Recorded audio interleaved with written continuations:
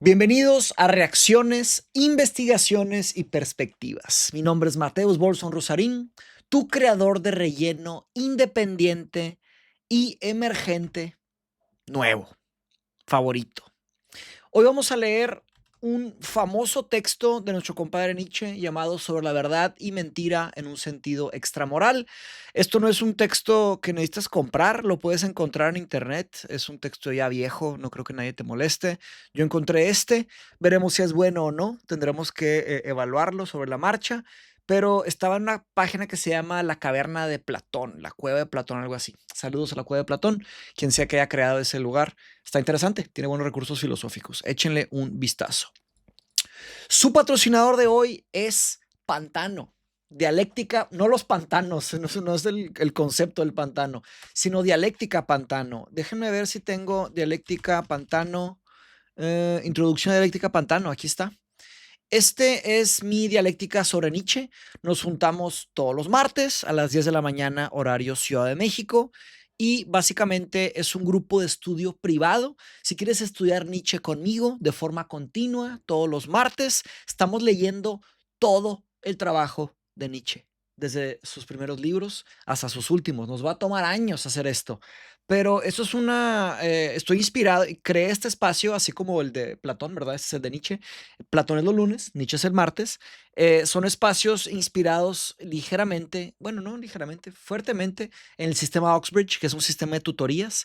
Si te interesa, te voy a poner un link en los comentarios para que me escribas y te unas. Estoy abriendo esto a todas las personas que quieran entrar.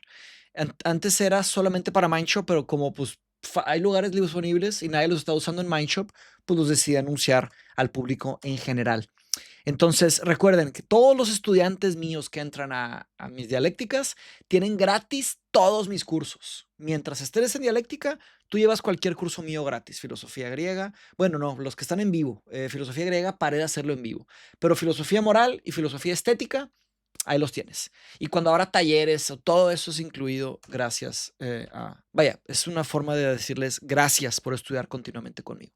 Nos juntamos una vez a la semana, leemos y escribimos críticamente juntos sobre Nietzsche. Ok, arrancamos. 1873. Ok, es la traducción de Simón Rollo Hernández. En algún apartado rincón del universo, desperdigado de innumerables y centelleantes sistemas solares, hubo una vez un astro en el que animales astutos inventaron el conocer. Fue el minuto más soberbio y más falaz de la historia universal, pero a fin de cuentas, solo un minuto. Interesante. Este vato escribe increíblemente bien y hay que tener cuidado. Cuando hay buenos escritores, a veces nos convencemos sin que haya un argumento. Vamos a escuchar el argumento, no caigan en las palabras bonitas. Aunque es increíble, es increíble leer palabras bonitas, sí, por supuesto. Me encanta, ¿verdad? Bien. Tras un par de respiraciones de la naturaleza, el astro se entumeció y los animales astutos tuvieron que perecer. Alguien podría inventar una fábula como esta y sin embargo no habría ilustrado suficientemente cuán lamentable y sombrío, cuán estéril y arbitrario es el aspecto que tiene el intelecto humano dentro de la naturaleza. Gran cínico. Y escéptico, ¿verdad? Hubo eternidades en las que no existió. Cuando de nuevo se acabe todo para él, no habrá sucedido nada. El tiempo en el que existimos hasta que nos extinguimos. Porque no hay para ese intelecto ninguna misión ulterior que conduzca más allá de la vida humana. No es sino humano y solamente su poseedor y creador lo toma tan patéticamente como si él girasen los gozones del mundo. Si en él girasen los gozones del mundo. Gozones, las bisagras, las articulaciones del mundo, que somos el centro del todo. Pero si pudiéramos entendernos con un mosquito, llegaríamos a saber que también él navega por el aire con ese mismo pathos y se siente el centro volante del mundo. ¿Cómo sabes, mi estimado Nietzsche? Aunque se me hace una idea muy interesante, creo que aquí hay un brinco, está asumiendo, ¿no? En fin, tendrá sus formas de justificar esto, pero por lo menos aquí no. Ahorita vamos a ver si lo justifica. Review, new comment. ¿Cómo sabes, compadre Nietzsche? Claro que estos textos los comparto con la dialéctica, ¿verdad? Los que estén en la dialéctica se los voy compartiendo con mis notas personales y los pueden acompañar sus lecturas con mis videos. En fin, nada hay en la naturaleza tan despreciable e insignificante que con un mínimo soplo de aquel poder del conocimiento no se hinche inmediatamente como un odre. Y del mismo modo que cualquier mozo de cuadra quiere tener sus admiradores, el más orgulloso de los hombres, el filósofo, el más orgulloso de los hombres, el filósofo, puede ser, quiere que desde todas partes los ojos del universo tengan telescópicamente puesta su mirada sobre sus acciones y pensamientos. Quiere que desde todas las partes el universo entero se fije. Wow, bien dicho, Nietzsche. Sí, está ahí algo interesante ahí de la soberbia de esto. Especialmente los filósofos, ¿cómo lo puedo poner? Académicos que buscan honor, que buscan aplausos, que buscan quedarse en la historia. No sé, está raro, está raro. Obviamente pega también, uno que se dedica a la filosofía, obviamente pega en el ego, pega en lo que uno está haciendo, pero bueno, ese es Nietzsche. Nietzsche a veces te hace enojar, Nietzsche te entristece, pero a veces te lleva a lugares de extrema felicidad, te revuelca, te enseña tus errores, pero te energiza. Pienso que eso hace muy, muy bien Nietzsche. Muy difícil de estar como pasivo ante un texto de Nietzsche. En fin, a veces te da asco, a veces te da vergüenza. En fin, es remarcable que tal estado lo produzca el intelecto, el que precisamente solo ha sido añadido como un recurso a los seres más desdichados, delicados y efímeros. No sé si estoy de acuerdo con esto, que el intelecto es solo para seres los más desdichados. Yo no estoy de acuerdo con esto. Y les digo por qué. Review. No estoy de acuerdo porque pienso que con algunas obvias excepciones, cualquier persona podría elevar, aunque sea un poco, su intelecto. En general, los humanos pensamos. Entonces, algún tipo de intelecto tenemos. Con excepción me refiero a pues, personas que claramente por algún problema físico-mental pues, no tengan ningún tipo de intelecto, pero creo que aquí pues Nietzsche tendría que reformular, ¿verdad? Bueno, ¿quién soy yo para criticar? Pero hay que criticar, hay que ser valientes con nuestras propuestas. Yo diría un intelecto, ¿cómo lo puedo poner? Arriba del promedio o un intelecto considerable o increíble, no sé. Para convertirlos un minuto en la existencia, de la cual, por el contrario, sin ese añadido, tendrían toda clase de motivos para huir tan rápidamente como el hijo de Lessing. Gotthard Ephraim Lessing, escritor y filósofo, englobado en la Ilustración alemana, dedicado principalmente a la filosofía de la religión, a la estética y a escribir numerosas obras de teatro. Particularmente influyente en la estética de su tiempo fue su libro La Cumte sobre los límites de la pintura y la poesía. Bueno, esto no sé. Sobre límites de la poesía.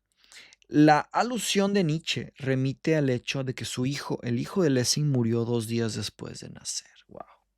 ¡Qué duro! Este orgullo ligado al conocimiento de la sensación, sí que es efímero, ¿verdad? Este orgullo ligado al conocimiento de la sensación, niebla cegadora colocada sobre los ojos y sobre los sentidos de los hombres, los engaña. Tendría que decir no se engaña, o él no es una persona, ¿verdad? O no es un hombre. Los engaña acerca del valor de la existencia. El valor de la existencia. Va para allá, para el sileno, yo creo. Para los compadres de Pantano, creo que va para allá. En fin, pues lleva en él la más aduladora valoración sobre el conocimiento mismo. Su efecto más general es el engaño, aunque también los efectos más particulares llevan consigo algo mismo de carácter. Bueno, es que acabamos de leer la visión dionisíaca del mundo y el nacimiento de la tragedia, entonces tengo muy presente el concepto de Apolo y Dionisio, ¿verdad? Pero bueno, con Apolo está el velo de Maya, que sería pues un tipo de velo que te pones para protegerte de las verdaderas complejidades de la verdadera realidad Y en ese velo, dentro de ese velo, entiendes todo. Es un concepto que viene de Schopenhauer, pero usa Nietzsche como para esa... Te pones un velo para decir que sí entiendes lo poco que tienes aquí, ¿verdad? Y no entiendes todo lo demás, pero Dionisio nos invita a quitarnos el velo y ver la complejidad de la realidad, que es una cosa muy difícil, muy brutal, muy triste, muy rara, ¿verdad? Pero bueno, si quieres entender la complejidad de la realidad, pues toca quitarse el velo de Maya, aunque sea un poco, aunque sea a veces. Pues lleva en él la más aduladora valoración sobre el conocimiento mismo. Su efecto más general es el engaño, sí, la ilusión, la marca de Apolo, aunque también los efectos más particulares llevan consigo del mismo carácter. El intelecto, como un medio para la conservación del individuo, desarrolla sus fuerzas primordiales en la ficción, pues esta es el medio por el cual se conservan los individuos débiles y poco robustos, como aquellos a los que les ha sido negado servirse en la lucha por la existencia, de cuernos o de la afilada dentadura de los animales carniceros. Este arte de ficción alcanza su máxima expresión en el hombre. Aquí el engaño, la adulación, la mentira y el fraude, la murmuración, la hipocresía, el vivir del brillo ajeno, el enmascaramiento, el convencionalismo encubridor, el teatro ante los demás y ante uno mismo. En una palabra, el revoloteo incesante ante la llama de la vanidad es hasta tal punto la regla y la ley. Esto está increíble. Este arte de ficción. Claro que no diría el hombre, ¿verdad? En las personas. Wow. Grandes palabras, muy valientes. Que apenas hay nada más inconcebible que el hecho de que haya podido surgir entre los hombres un impulso sincero y puro hacia la verdad. Se encuentran profundamente sumergidos en ilusiones y en sueños.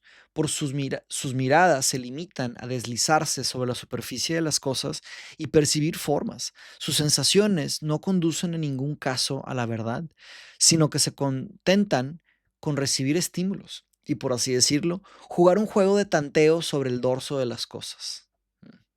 Además, durante toda la vida, el hombre se deja engañar por la noche en el sueño, sin que su sentimiento moral haya tratado nunca de impedirlo. Mientras que parece que ha habido hombres que, a fuerza de voluntad, han conseguido eliminar los ronquidos. En realidad, ¿qué sabe de sí mismo el hombre? ¿Sería capaz de percibirse a sí mismo, aunque solo fuese una vez, como si estuviese tendido en una vitrina iluminada? De ser una experiencia muy rara, ¿no? Imagínense que en realidad puedas eh, verte a ti mismo desde afuera. Sería algo muy extraño poder verte a ti mismo desde afuera, saliéndote, teniendo un momento de real lucidez externa. Verte por lo que eres, sin capas, sin pieles, sin sesgos, tal y como eres. Pero es que, ¿qué significa eso? Existe tal cosa. ¿Cómo nos ven los demás? Pero cada quien nos ve con un lente. ¿Acaso no le oculta la naturaleza? ¿Acaso no le oculta a la naturaleza la mayor parte de las cosas, incluso sobre su propio cuerpo? De forma que, al margen de las circunvoluciones de sus intestinos, del rápido flujo de su circulación sanguínea, de las complejas vibraciones de sus fibras, quede recluido y encerrado en una conciencia orgullosa y embaucadora. También nos pone muy mala luz el compadre Nietzsche, ¿verdad? Nos pone a los humanos de muy mala luz. ¿Será que tiene razón? Díganlo en los comentarios. Ella ha tirado la llave, la naturaleza. Y ay de la funesta curiosidad que pudiese mirar por una vez hacia afuera y hacia abajo, a través de una hendidura del cuarto de la conciencia y vislumbrase entonces que el ser humano descansa sobre la crueldad, la codicia, la insaciabilidad, el asesinato, en la indiferencia de su ignorancia y, por así decirlo, pendiente en sus sueños sobre el lomo de un tigre. ¿De dónde procede en el mundo entero, en esta constelación, el impulso hacia la verdad? En la medida en que el individuo quiera conservarse frente a otros individuos, yo no estoy de acuerdo con esto porque creo que sí hay personas Claro, tengo que seguir pensando. Tengo que seguirlo pensando. Y no he encontrado a muchos que vivan así. Pero algunas personas me demuestran que sí tienen características de lo que sería ideal para la búsqueda de la verdad. La mayoría me fracasan ante mis ojos. Y yo también fracaso frente a mis ojos todos los días, una y otra vez. ¿Qué es la verdadera búsqueda de la verdad? En la medida en que el individuo quiera conservarse frente a otros individuos, en un estado natural de las cosas, tendrá que utilizar el intelecto, casi siempre, tan solo para la ficción. Pero, puesto que el hombre, tanto por necesidad como por aburrimiento, desea existir en sociedad y gregariamente, ¿qué era gregariamente?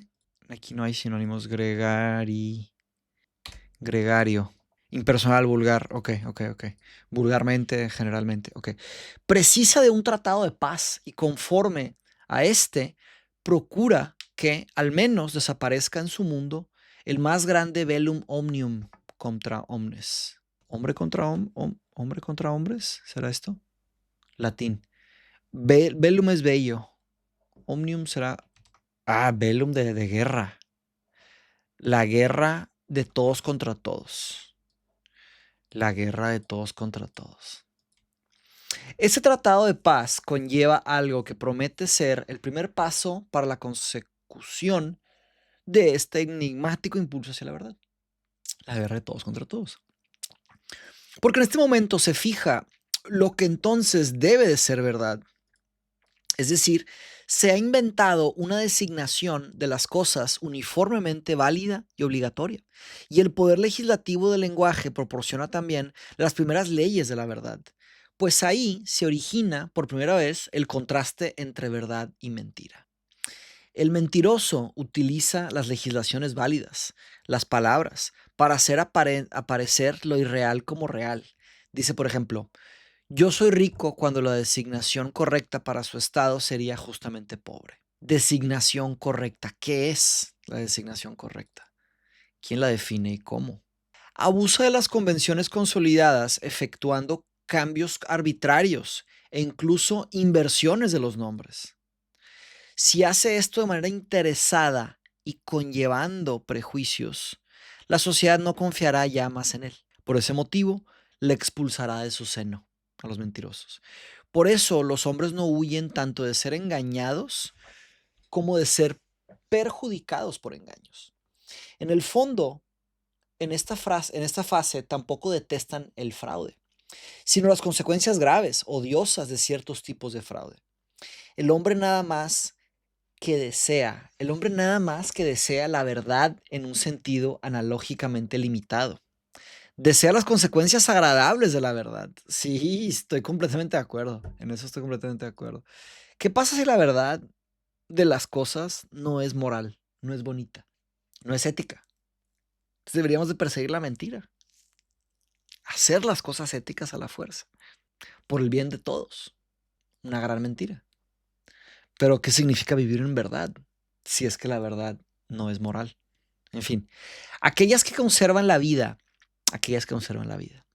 Es indiferente al conocimiento puro y sin consecuencias, y está hostilmente predispuesto contra las verdades que puedan tener efectos perjudiciales y destructivos.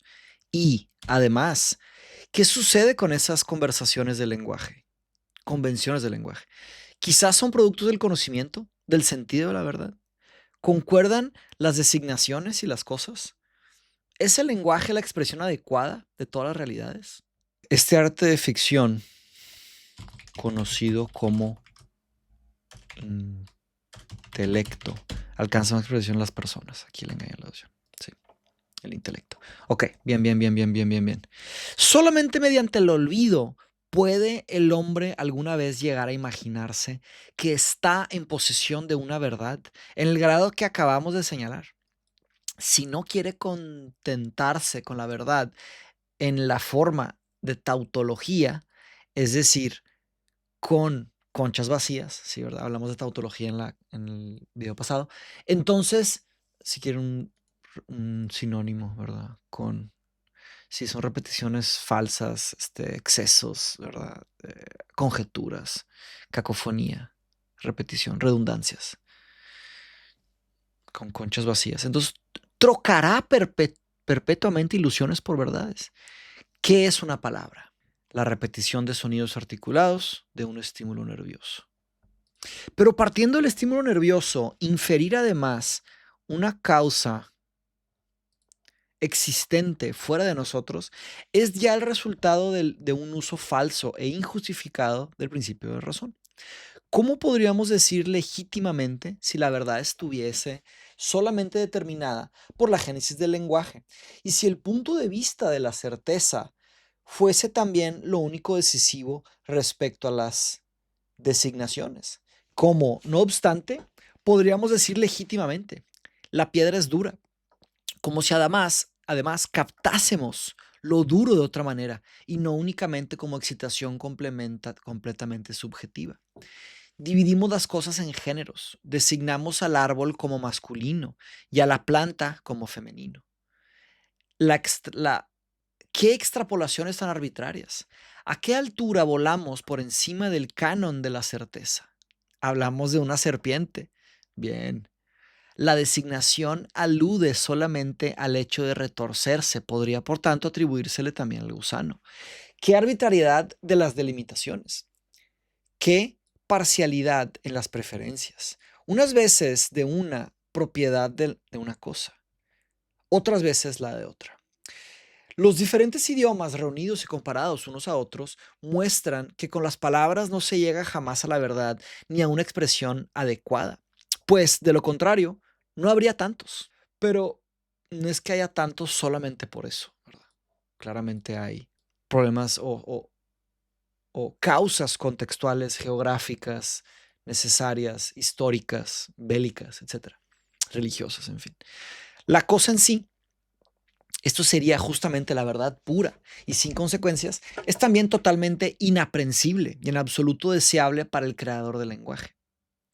Este se limita a designar ahora creador del lenguaje. Hay un creador del lenguaje, los creadores, los creadores colectivos, el colectivo. Este se limita a designar las relaciones de las cosas con respecto a los hombres y para expresarlas recurre a las metáforas más atrevidas. En primer lugar, un estímulo nervioso extrapolado en una imagen. Primera metáfora. La imagen transformada de nuevo en un sonido articulado. Segunda metáfora. Y en cada caso, un salto total desde una esfera a otra completamente distinta y nueva.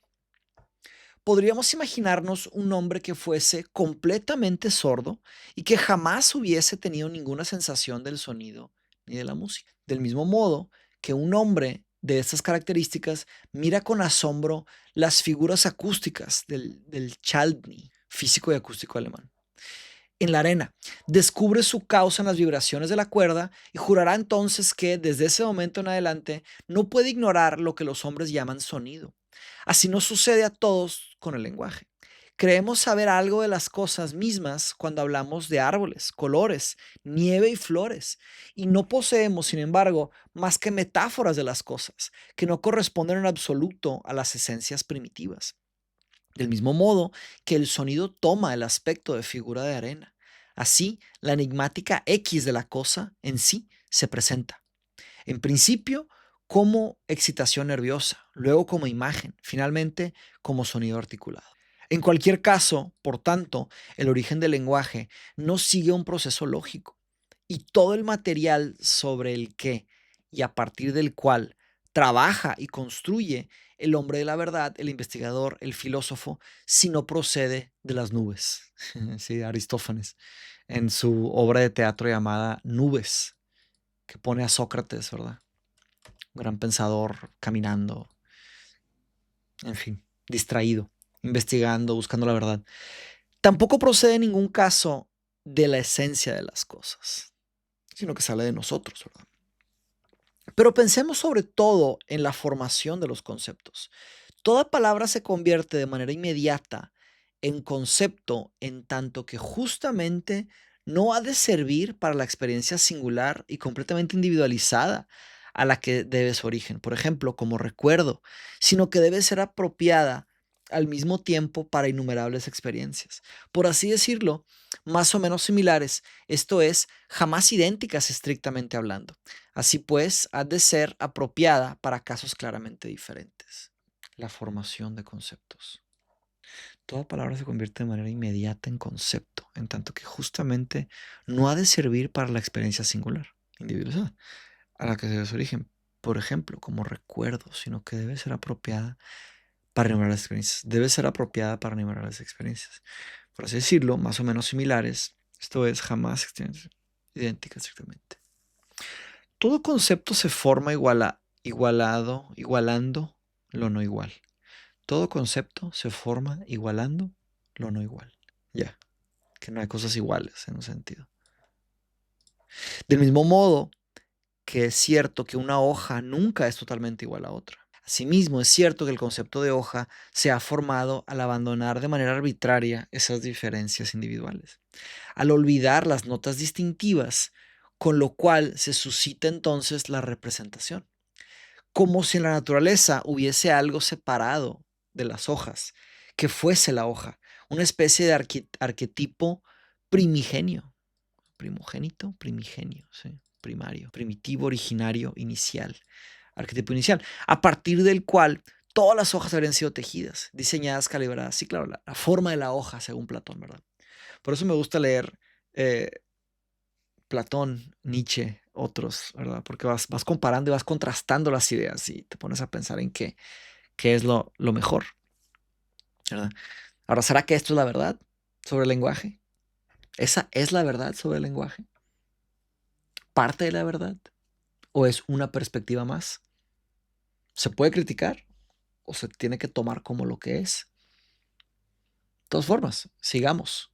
De todas las hojas han sido tejidas, diseñadas, calibradas, coloreadas, onduladas y pintadas por manos tan torpes que ningún ejemplar resultase ser correcto y fidedigno como copia fiel del arquetipo, como copia fiel del arquetipo. La idea de que tenemos palabras como arquetipo me pone escéptico ante este gran escéptico. Decimos que un hombre es honesto. ¿Por qué ha obrado hoy tan honestamente? Preguntamos. Nuestra respuesta suele ser como sigue. A causa de su honestidad. La honestidad. Eso significa a su vez, la hoja es la causa de las hojas. Ciertamente, no sabemos nada en absoluto de una cualidad esencial que se llame la honestidad, pero sí de numerosas acciones individualizadas. Por lo tanto, desiguales, que nosotros igualamos omitiendo lo desigual y entonces las denominamos acciones honestas. Al final, formulamos a partir de ellas unas cualitas ocultas, una calidad oculta con el nombre de honestidad. Sí, cualidades ocultas, ¿verdad? Sí, cualidad oculta. La omisión de lo individual y de lo real nos proporciona el concepto del mismo modo que también nos proporciona la forma, mientras que la naturaleza no conoce formas ni conceptos, así como tampoco en consecuencia géneros, sino solamente una X, que es para nosotros inaccesible e indefinible. Claro que no podría haber escrito esto sin Kant, ¿verdad? Sin el trabajo de Kant. Pero bueno, en fin, es una conversación aparte. Y no se trata de decir sobre hombros de cuáles gigantes construyó, ¿verdad? No es como que Nietzsche nació de la nada, nació de un contexto y de una serie de estudios y con un tipo de intelecto, ¿verdad? En fin, a veces la forma en la que escribe Nietzsche, sin citar a nadie ni decir de dónde vienen sus ideas, nos hace tal vez pensar que él fue el que llegó a todo eso sin ningún tipo de ayuda ni nada, ¿verdad? Pero bueno, en fin, simplemente es una observación ahí interesante que podría buscar más perfección en este ojo, quitar las imperfecciones. Ahí se ve perfecto, pero no se ve perfecto. Pero bueno, ¿qué es la perfección? También la oposición que hacemos entre individuo y especie es antropomórfica, ¿sí? Y no procede de la esencia de las cosas, aun cuando tampoco nos atrevemos a decir que no le corresponde, porque eso sería una afirmación dogmática y en cuanto tal, tan indemostrable como su contraria. ¿Qué es entonces la verdad? Un ejército móvil de metáforas, metonimias, antropoformismos, en resumidas cuentas, una suma de relaciones humanas que han sido realzadas, extrapoladas, adornadas poética y retóricamente, y que, después de un prolongado uso, a un pueblo le parecen fijas, canónicas, obligatorias. Las verdades son ilusiones de las que se ha olvidado que lo son, metáforas que se han vuelto gastadas y sin fuerza sensible, monedas que han perdido su troquelado y no son ahora consideradas como monedas, sino como metal. Hay que darle su merecido crédito.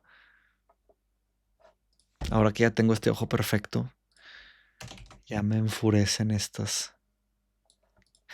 Estoy jugando.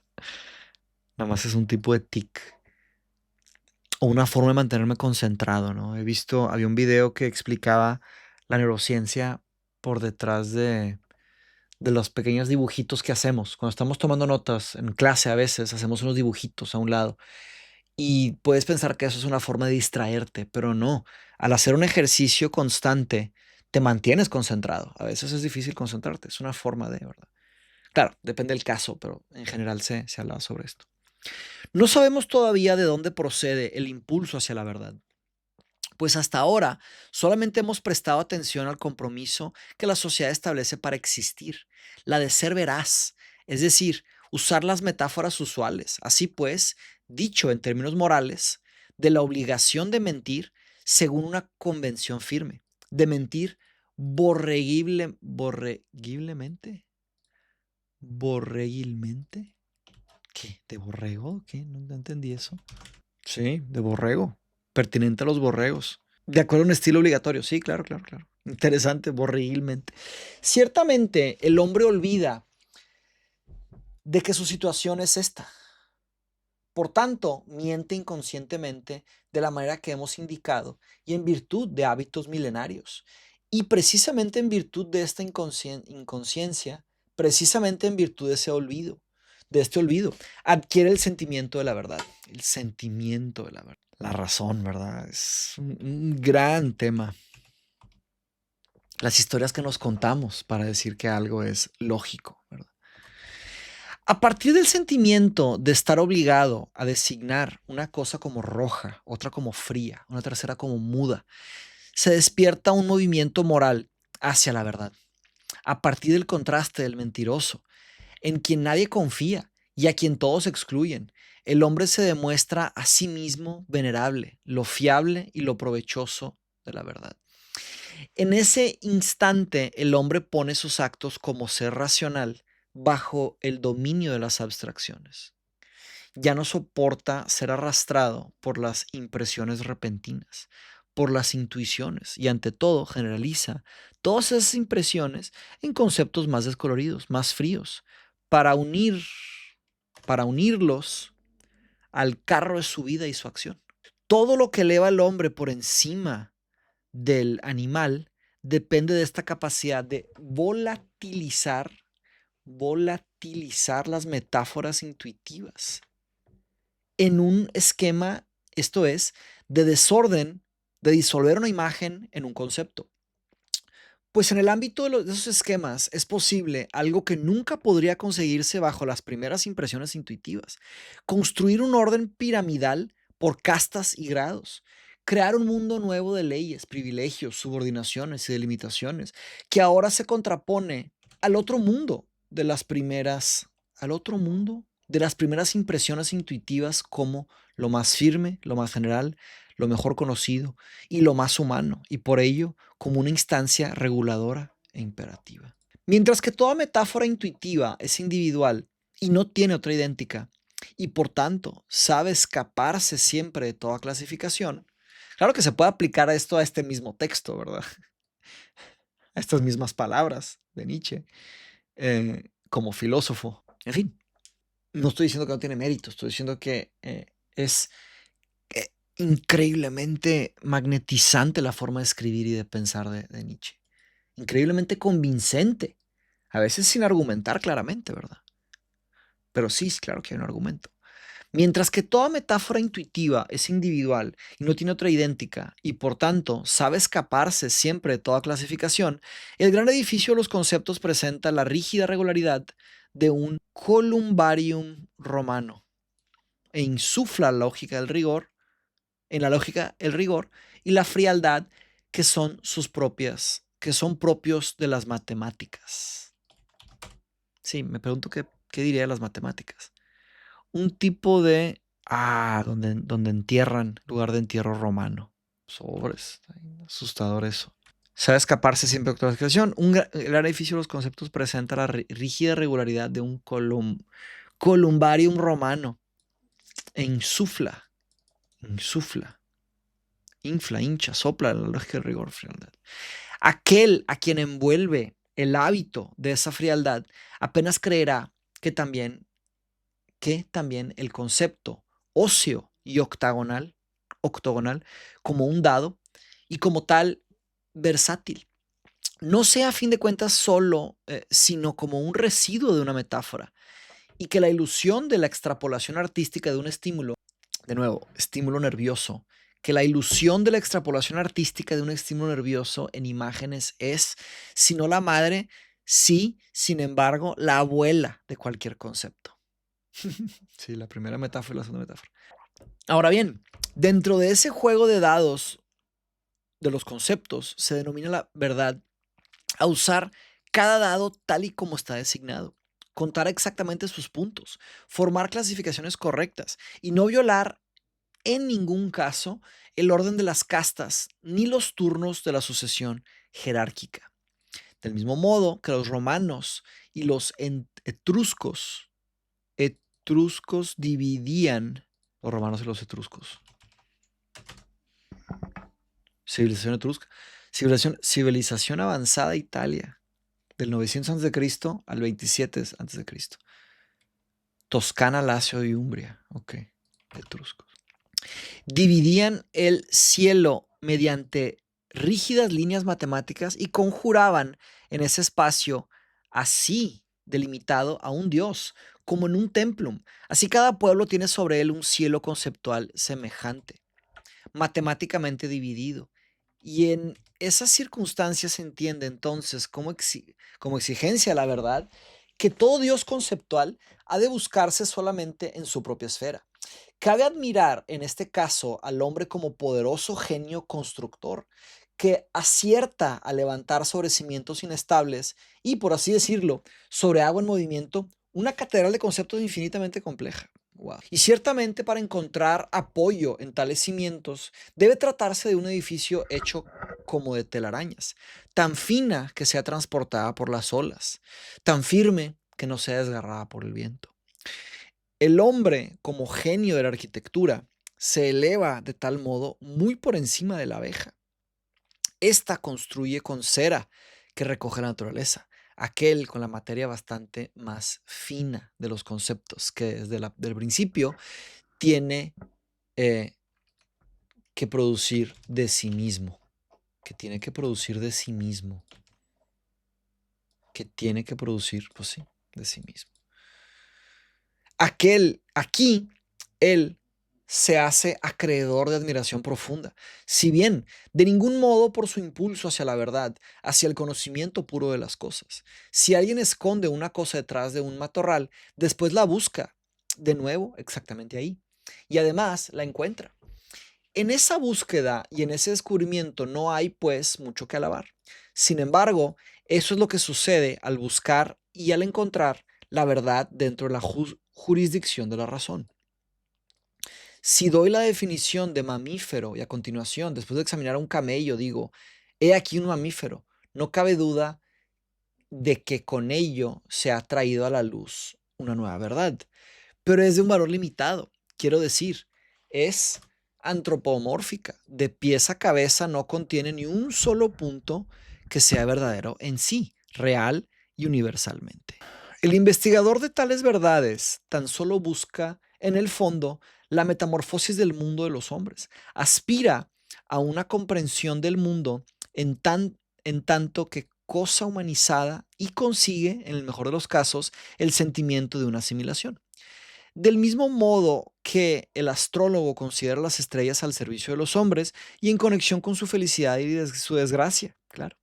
Así considera un tal investigador que el mundo en su totalidad está ligado a los hombres, como el eco infinitamente repetido de un sonido primordial, el hombre, como la reproducción multiplicada en una imagen primordial. Su procedimiento consiste en tomar al hombre como medida de todas las cosas, pero entonces parte del error de creer que tiene estas cosas ante sí de manera inmediata como objetos puros. Olvida, por lo tanto, que las metáforas intuitivas originales no son más que metáforas y las toma por las cosas mismas. Hay una confusión. Solo mediante el olvido de ese mundo primitivo de metáforas, solo mediante el endurecimiento y la petrificación de un fogoso torrente primordial compuesto por una masa de imágenes que surgen de la capacidad originaria de la fantasía humana. Sobres. Está pesado este texto, ¿eh? Ya casi terminamos. Nos faltan 3 páginas. Solo mediante la invencible creencia que este sol, esta ventana, esta mesa son una verdad en sí. En una palabra, gracias solamente al hecho de que el hombre se olvida en sí mismo como sujeto. Y por cierto, como sujeto artísticamente creador, vive con cierta calma, seguridad y consecuencia. Si pudiera salir, aunque solo fuese un instante, fuera de los muros de la cárcel de esa creencia, se acabaría enseguida su autoconciencia. Ya le cuesta trabajo reconocer ante sí mismo que el insecto o el pájaro perciben otro mundo completamente diferente al del hombre y que la cuestión de cuál de las dos percepciones del mundo es la correcta carece totalmente de sentido, puesto que para decidir sobre ello tendríamos que medir con la medida de la percepción correcta, esto es, con una medida de la que no se dispone. Pero por lo demás, la percepción correcta, es decir, la expresión adecuada de un objeto en el sujeto, me parece un absurdo. Me parece un absurdo y una contradicciones, ¿sí? Porque entre dos esferas absolutamente distintas, como lo son el sujeto y el objeto, no hay ninguna causalidad, ninguna exactitud, ninguna expresión, sino a lo que sumo un comportamiento estético. Hay que estudiar mucha estética.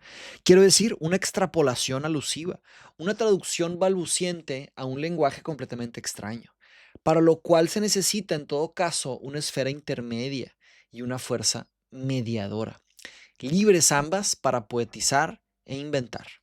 La palabra fenómeno encierra muchas seducciones, por lo que es posible, procuro evitarla, puesto que no es cierto que la esencia de las cosas se manifieste en el mundo empírico. ¿Y qué es la inteligencia artificial?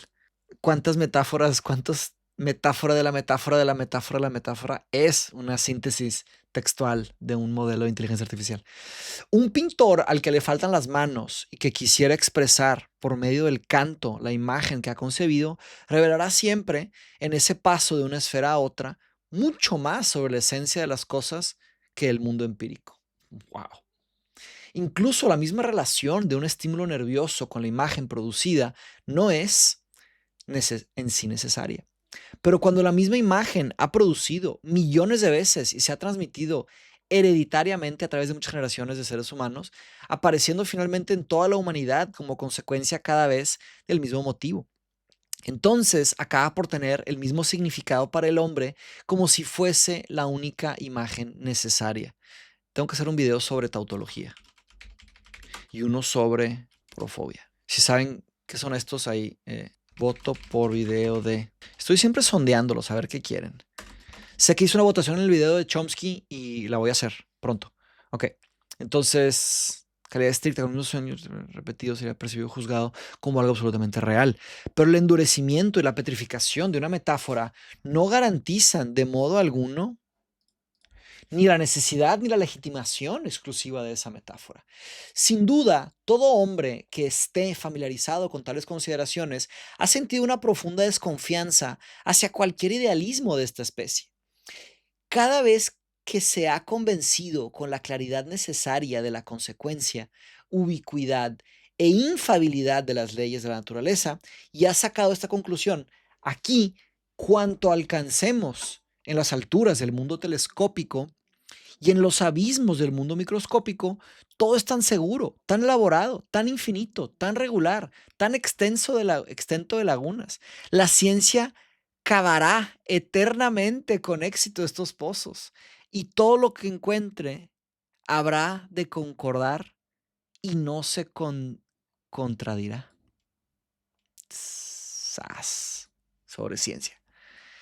Que poco se asemeja esto a un producto de la imaginación. Qué poco se asemeja. Si lo fuese, tendríamos que quedar al descubierto en alguna parte la apariencia y la irrealidad. Al contrario, cabe decir por lo pronto que si cada uno de nosotros tuviese una percepción sensorial diferente, podríamos percibir algunas veces como pájaros, otras como gusanos, otras como plantas. O si alguno de nosotros viese el mismo estímulo como rojo, otro como azul, e incluso un tercero lo percibido como un sonido, nadie hablaría de tal regularidad de la naturaleza, sino que solamente se la concebiría como una construcción altamente subjetiva.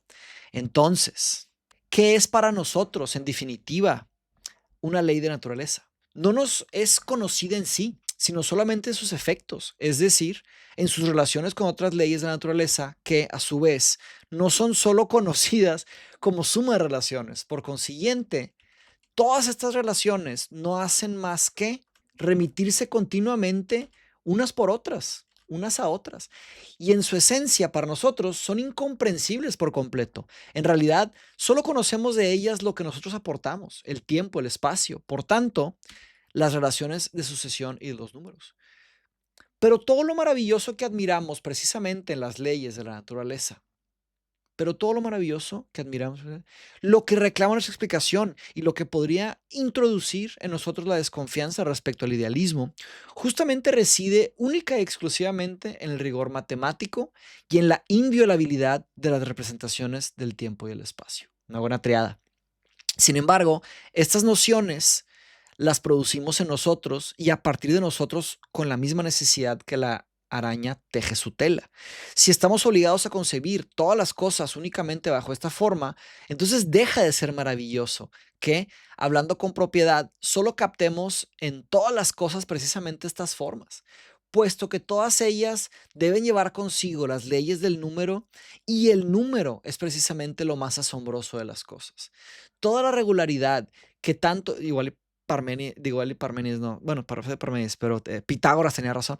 Toda la regularidad que tanto respeto nos impone en las órbitas de los astros y en los procesos químicos, coincide en el fondo con aquellas propiedades que nosotros aportamos a las cosas.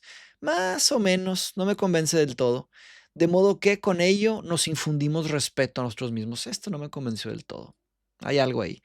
De aquí resulta, en efecto, que esa artística creación de metáforas con la que comienza en nosotros toda percepción presupone ya estas formas y por tanto se realizará en ellas solo partiendo de la firme persistencia de estas formas primordiales resulta posible explicar el que más tarde haya podido construirse sobre las metáforas mismas el edificio de los conceptos, pues este edificio es efectivamente una imitación de las relaciones de espacio, tiempo y número sobre la base de las metáforas.